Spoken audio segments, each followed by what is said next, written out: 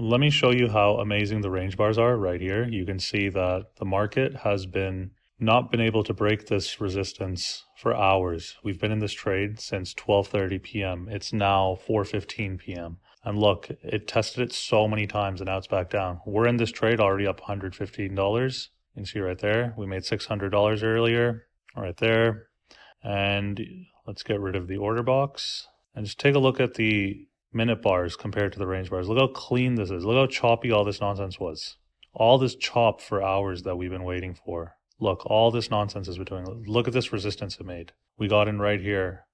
All this, and here's our trade. And now it's back down. And we could have scaled in a second order right here, which I didn't get to, but it may come back and we can scale that in for making this a 2-to-1 ratio. And that's how we use the range bars. Look at this clean edge right here that it was not able to break. See?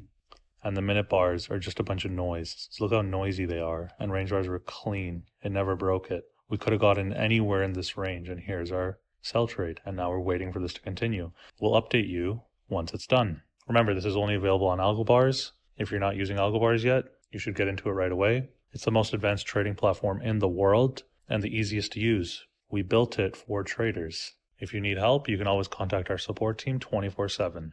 Have a great day.